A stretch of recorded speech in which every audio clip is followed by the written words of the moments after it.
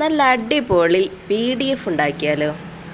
വായോ, നമുക്ക് അടിപൊളി ഒരു ബീഫ് റെസിപ്പി ഉണ്ടാക്കിയാലോ? അപ്പോൾ ദാ മഞ്ഞൾപ്പൊടി, മുളക് പൊടി, കുരുമുളക് പൊടി, പിന്നെ ഉപ്പ് നമ്മൾ ചേർത്തിട്ടുണ്ട്. അപ്പോൾ ഈ പൊടികളൊക്കെ ഇട്ട് നമുക്ക് കുക്കർ അടയ്ക്കാം. ഞാനിത് അവിടെ കുറച്ച് വെളുത്തുള്ളി, ഒരു ചെറിയ കഷ്ണം ഇഞ്ചി എടുത്തിട്ടുണ്ട്. നമുക്കിതിൽ ചേർത്ത് കൊടുക്കണം പൊടികളുടെ ഒപ്പം. ഇനിയും നമുക്ക് ഇഞ്ചി വെളുത്തുള്ളി പേസ്റ്റ് ചേർക്കണം. ഇത് വേവിച്ചതിന് ശേഷം ഇപ്പോൾ നമുക്ക് ഇതൊന്ന് ചതച്ചെടുക്കാം. അപ്പോൾ നമുക്ക് ഇഞ്ചി വെളുത്തുള്ളി ഒന്ന് ചതച്ചെടുക്കാം.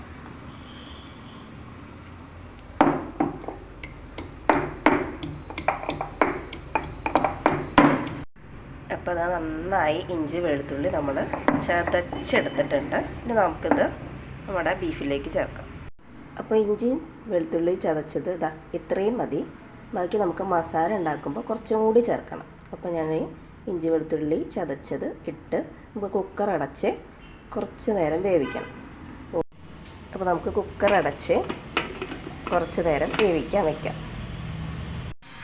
അപ്പോൾ നമുക്ക് ഈ മസാലയും ഈ ഇഞ്ചി വെളുത്തുള്ളി ചതച്ചതൊക്കെ ഈ ബീഫിൽ നന്നായി തേച്ച് പിടിപ്പിച്ച് കുക്കർ അടച്ച് വെച്ച് വേവിക്കാം. ഓരോ കുക്കറിന് ഓരോ സമയമായിരിക്കും. നമുക്കൊരു 4-5 വിസിൽ അടിച്ചിട്ട് തുറന്ന് നോക്കാം.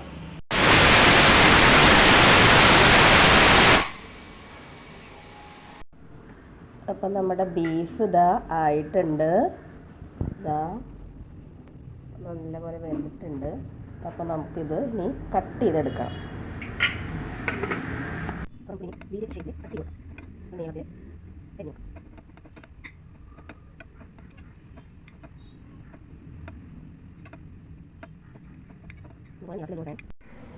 അപ്പോൾ നമ്മുടെ ബീഫ് വേവിച്ചത് നല്ല ഭംഗിയിൽ അരിഞ്ഞെടുത്തിട്ടുണ്ട്. ഇനി നമുക്കിത് മസാല ചേർത്ത് മിക്സ് ചെയ്യണം. അപ്പോൾ നമ്മുടെ മസാലയ്ക്ക് വേണ്ട പൊടികളാണ് മഞ്ഞൾപ്പൊടി, ബീഫ് മസാല, മല്ലിപ്പൊടി, മുളക് പൊടി നമ്മൾ കാശ്മീരി മുളക് പൊടിയാണ് എടുത്തിരിക്കുന്നത്. അതുപോലെ ഗരം മസാല, പിന്നെ വേണ്ടതാണ് ചില്ലി ഫ്ലേക്സ്, കോൺഫ്ലോർ, അതുപോലെ നമ്മൾ നേരത്തെ പറഞ്ഞില്ലേ ഇഞ്ചി വെളുത്തുള്ളി പേസ്റ്റ്, അത് കുറച്ച് വേണം. പിന്നെ ഒരു മുട്ട, പിന്നെ കുറച്ച് തൈര്. അപ്പോൾ ഒരു ബൗളെടുത്ത് നമുക്കതിലേക്ക് പൊടികളൊക്കെ ഇട്ട് കൊടുക്കാം. പൊടികളൊക്കെ ഇട്ട്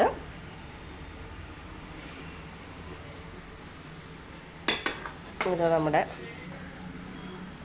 കോൺഫ്ലോർ, ഇഞ്ചി വെളുത്തുള്ളി പേസ്റ്റ്, ചില്ലി ഫ്ലേക്സ്,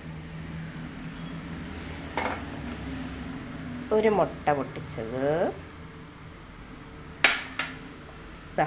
കുറച്ച് തൈര്, നന്നായി മിക്സ് ചെയ്ത് കൊടുക്കാം.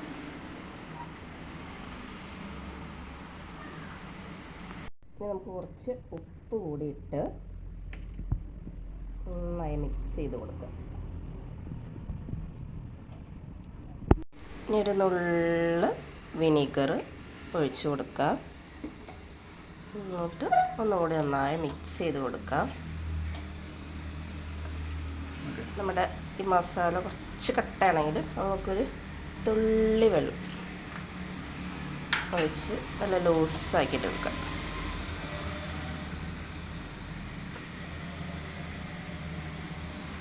ഇനി നമുക്ക് നമ്മുടെ ബീഫ് കട്ട് ചെയ്ത് വെച്ചിരിക്കുന്നത് ഇട്ട് കൊടുക്കാം.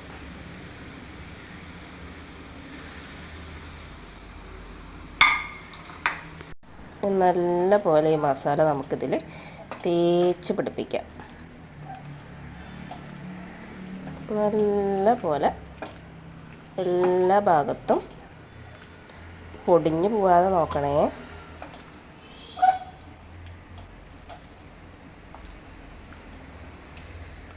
ഇനി നമുക്കൊരു 10-15 മിനിറ്റ് നമുക്കിത് റെസ്റ്റ് ചെയ്യാൻ വയ്ക്കാം. ആ മസാലയൊക്കെ ഒന്ന് പിടിക്കട്ടെ. അപ്പോൾ നമ്മുടെ ബീഫ് റെഡി ആയിട്ടുണ്ട്. നമുക്കിത് ഫ്രൈ ചെയ്തെടുക്കാം. അപ്പോൾ നമ്മുടെ ചട്ടി ചൂടായിട്ടുണ്ട്. നമുക്ക് നല്ല വെളിച്ചെണ്ണ ഒഴിച്ച് ചൂടാക്കിയെടുക്കാം.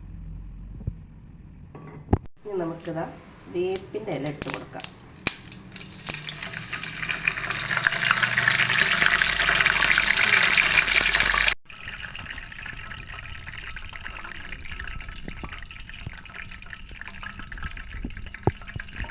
ഇനി നമുക്കിത് നമ്മുടെ ബീഫ് ഇട്ട് കൊടുത്ത് നന്നായി ഫ്രൈ ചെയ്തെടുക്കാം.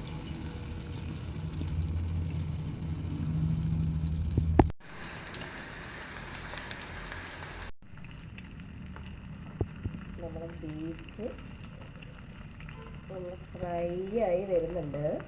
നമ്മുടെ BDF ഏകദേശം ഓക്കെ ആയിട്ടുണ്ട്. നമ്മുടെ അടിപൊളി BDF ഇതാ റെഡി ആയി കഴിഞ്ഞു. നമുക്ക് പ്ലേറ്റിലേക്ക് സെർവ് ചെയ്യാം.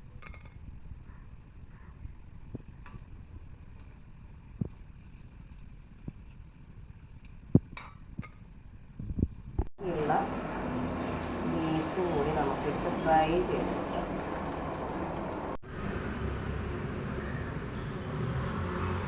നമ്മുടെ അടിപൊളി BDF ഇതവിടെ റെഡി ആയിട്ടുണ്ട്.